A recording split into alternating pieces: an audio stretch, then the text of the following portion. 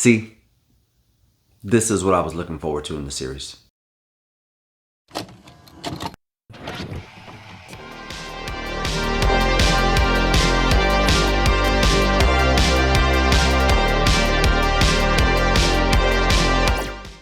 What's going on, people? Alex Thorn here, and I'm just a rock and roller who in his downtime likes to watch movies while wearing a bandana. And this time, as you see, we're not in the dark, it is daytime, and I had an opportunity to watch The Omen 3. This had the opposite effect on me that The Omen 2 had. A very reminiscent feeling and a joyous feeling that I had after watching it, similar to Omen 1. So The Omen 3 stars Sam Neill. And I know Sam Neill from Jurassic Park, as you do. And Sam Neill is very young here. And I didn't even recognize that it was him in the poster for the film, just like I didn't even know Lance Henriksen was in part 2. And this movie is from 1981. So it's still, pre-Freddy Krueger. We do have Jason Voorhees just coming into fruition around this time. And you can definitely tell because the kills in this movie ramp up for sure.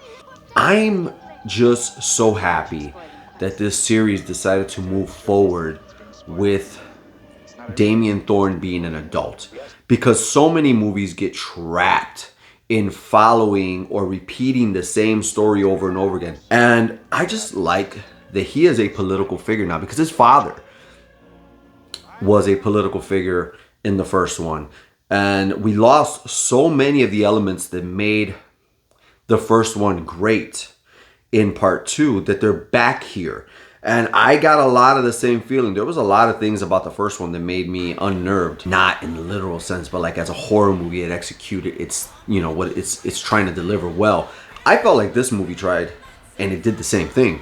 Sam Neill's performance. There's a lot of monologue scenes where he has to kind of show his evilness, and I think it comes across well. Even though he's a young performer, I thought he really did well as adult Damien Thorn. There's this sleaziness to him. There's this thing where he understands who he is and understands his level of power, and he wants to reach even higher to, control the kids of the world and get them into this whole Satanistic thing, which, obviously pretty crazy. But he does it well. There is a stretch of like 10 minutes or so in this movie where he figures out, just like he was born on the 6th day and the 6th hour and the 6th blah, blah, blah. The stars aligned perfectly for the second coming where Christ was going to be born because of astrology. So he orders all of these kids who were born on this specific day, on this specific time, to be killed. And they're off-screen kills. But when I tell you that it made me nervous, I was like, there was a scene with a hot iron and a baby. I was like, bro, they're not going to do this on screen, are they? They're not going to do this on screen. Bro, no way. So there's a lot of moments in this that did that, similar to part 1 with the hanging that starts, right? The first kill in part 1 where you're just like left shocked. Part 2 had that elevator one. And for me, in part 3 was that sequence of babies where I was just like, oh, whoa. Obviously, I don't have a lot of negatives to say about this movie, but I can say some. It's just not a lot.